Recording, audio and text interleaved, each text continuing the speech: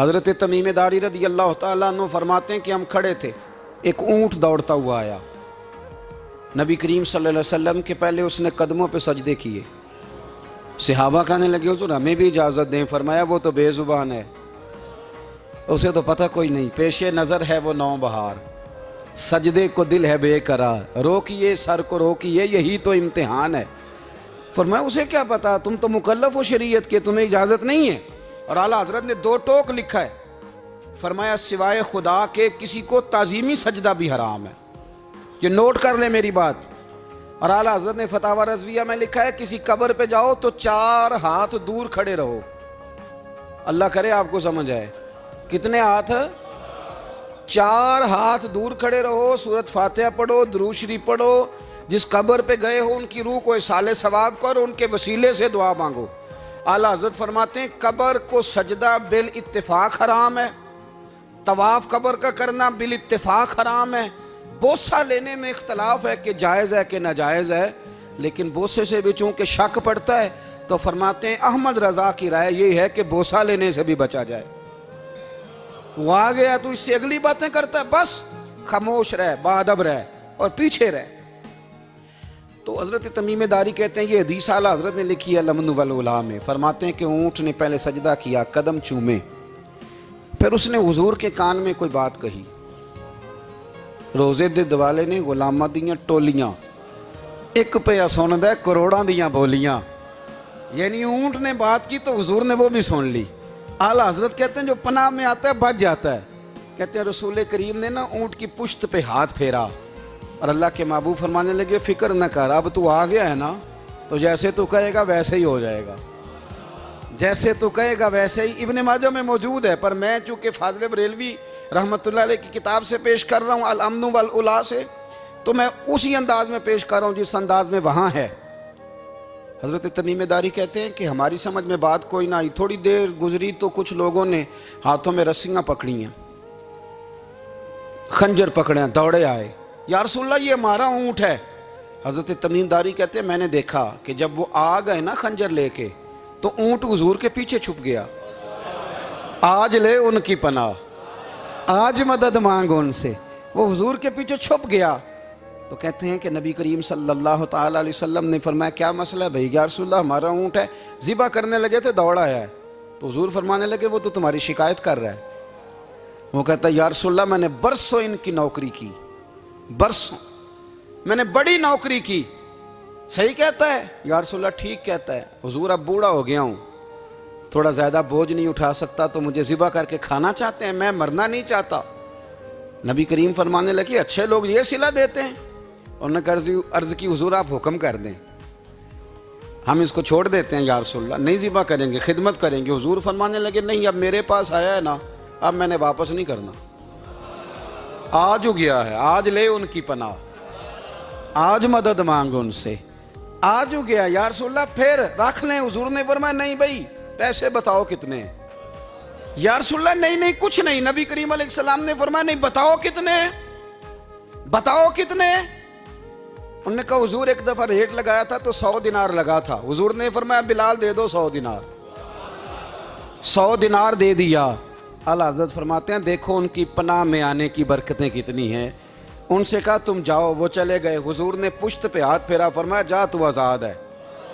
حضرت تمیم داری کہتے ہیں وہ پہلے گیا پھر پلٹ کے آیا، اس نے نبی پاک کے کان میں کو بات کی، کئی باتیں کی، پر میں ایک بات کرتا ہوں، کئی باتیں کی، ایک بات کی تو حضور رو پڑے، اونٹ چلا گیا، ہم نے عرض کی حضور یہ کیا کہہ گیا ہے؟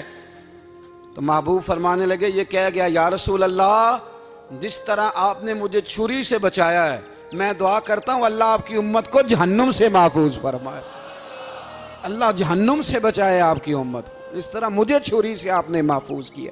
اعلیٰ حضرت فرماتے ہیں کن چکروں میں پڑے ہوئے ہو، کن چکروں میں؟ پیسوں کی پناہ لیتے ہو، عہدوں کے پیچھے چھپتے ہو، دولت کے پیچھے چھپتے ہو، تعلقات کے پیچھے چھپتے ہو، فرمایا مصیبت آئے گی تو یہ سارے ہٹ جائیں گے، اگر پناہ لینی ہے تو مدینے والے محبوب کی پناہ لو، دروازے رسول پہ آؤ، نبی کریم کی بارگاہ میں جھکو، حضور سے پیار کرو۔ اعلیٰ حضرت فرماتے ہیں محبوب کا ادب کرو، رسول اللہ کی غلامی کرو، فرماتے ہیں پھر کے گلی گلی تباہ، ٹھوکریں سب کی کھائیں کیوں، دل کو جو عقل دے خدا تو تیری گلی سے جائے کیوں۔ اور فرمانے لگے جان ہے عشق مصطفیٰ، روز فزوں کرے خدا، جس کو ہو درد کا مزہ وہ ناز دوا اٹھائے کیوں، جس کو ہو درد کا مزہ وہ ناز دوا اٹھائے کیوں۔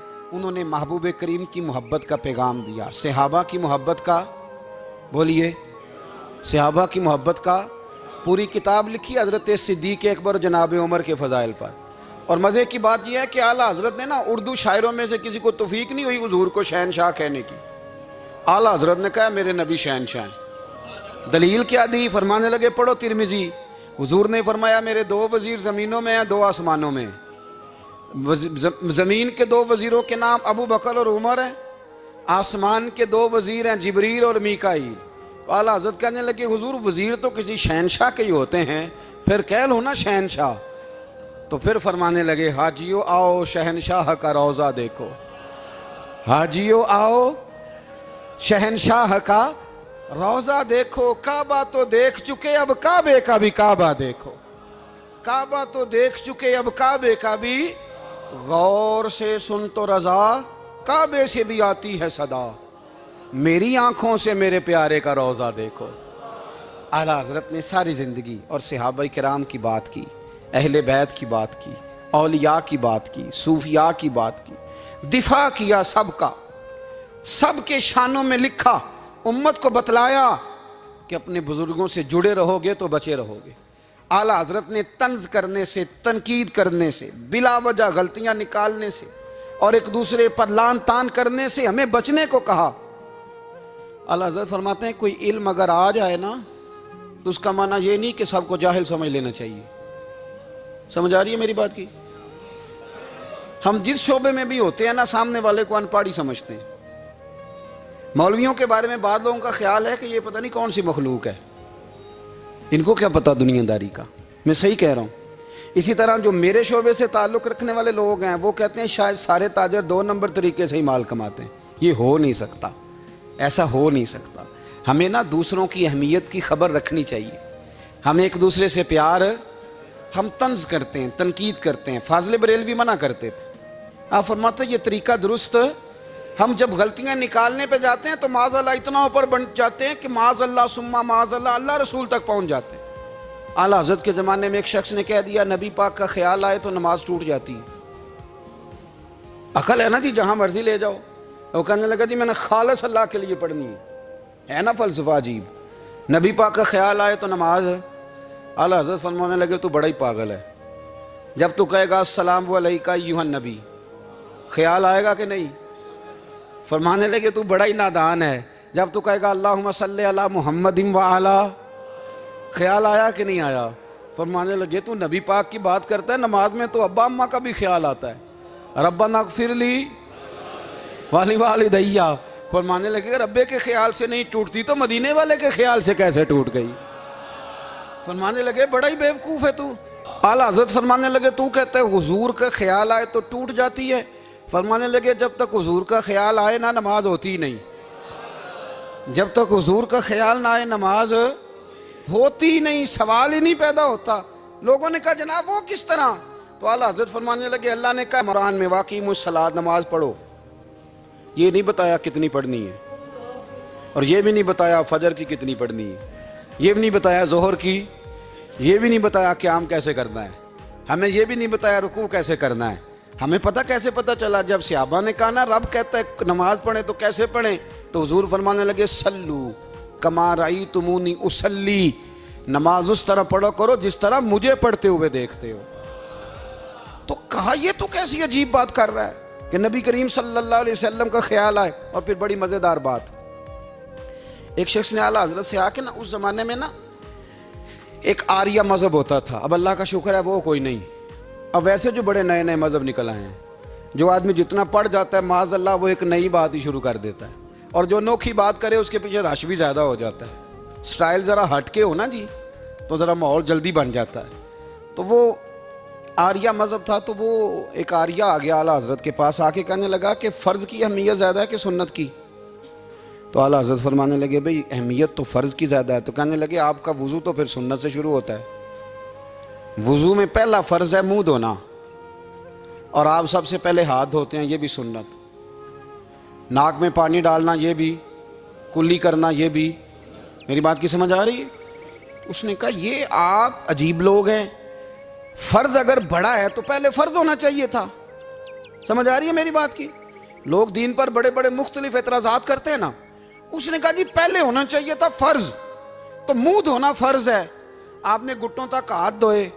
اب یہ جو آپ نے ہاتھ دھو یہ بھی سنت، کلی کری تو وہ بھی سنت، ناک میں پانی ڈالا تو وہ بھی سنت. تو آپ تو چوتھے نمبر پہ فرض ادا کر رہے. تو اعلیٰ حضرت فرمانے لگے تم اصل میں محبوب کا غلام نہیں نا. ہاں تجھے کیا پتا ہو یہ بات کیا ہے، تو بیٹھ جا ہم سے سن، ہم تجھے بتاتے ہیں. اس نے کہا جی کیا مطلب؟ فرمانے لگے یہ محبوب جو ہے نا ہمارے، یہ ہمیں بڑی جگہوں سے بچاتے ہیں، یہ بچا بچا کے فرائض تک لے جاتے ہیں. کیا مطلب؟ کہنے لگے حضور نے ہمیں کہا ہے کہ پہلے نا ہاتھ دھو لو، پتہ چل جائے پانی زیادہ گرم تو نہیں، منہ جالی نہ جائے، پہلے نا دیکھ لو. فرمایا پھر ناک میں ڈال کے پتہ کرا لو کہ اس میں سے بدبو تو نہیں آتی. سنت بھی ادا ہو گئی، پتہ بھی چل گیا بو تو نہیں آ رہی. اور فرمایا پھر منہ میں ڈال کے چکھ لو کہ بد ذائقہ تو نہیں.